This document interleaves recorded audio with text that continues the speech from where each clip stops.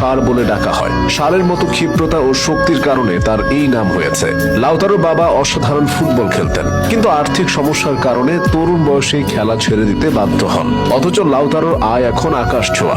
বছরে শুধু ক্লাবের বেতন বাবদই তার আয় 90 লাখ ইউরো। উচ্চতা মাত্র 5 ফুট 9 ইঞ্চি হলেও ফরওয়ার্ড হিসেবে তিনি দুর্দান্ত। আগে গোল মিসের জন্য দুর্নাম থাকলেও এখন তিনি আর্জেন্টিনার বড় ভরসা। লাউতারোর উত্থানটা হয়েছে 2021 সালের কোপা আমেরিকার মাধ্যমে। কোচ লিওনেল স্কালোনি নজর দিয়েছিলেন প্রতিভা খোঁজার দিকে। ফিনিশার হিসেবে একজনকে চাইছিলেন তিনি। স্কালোনির চোখ ধাঁধিয়ে দেয় লাউতারোর পারফরম্যান্স। লাউতারোর ক্লাব ক্যারিয়ারটা দুর্দান্ত, তবে জাতীয় দলে যেন খেই হারিয়ে ফেলতেন। তবুও বিশ্বকাপে তার উপর ভরসা রেখেছিলেন স্কালোনি।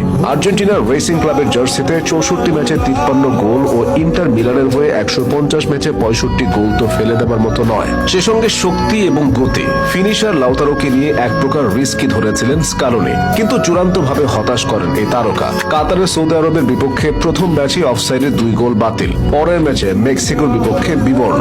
এরপর আর তাকে নিয়ে ঝুঁকি নিতে চাননি স্কালোনি। পোল্যান্ড এবং অস্ট্রেলিয়ার বিপক্ষে বদলি হিসেবে নেমে আবারও মিস করে কোচকে হতাশায় ফেলে দেন ইন্টার ফরওয়ার্ড।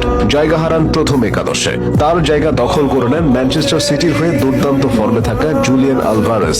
হারানোর জায়গা ফিরে পেতে যে লড়াইটা শুরু করেছিলেন লাউতারো, সেটার পূর্ণতা দেন কোপা আমেরিকার 2024 সালের আসরে।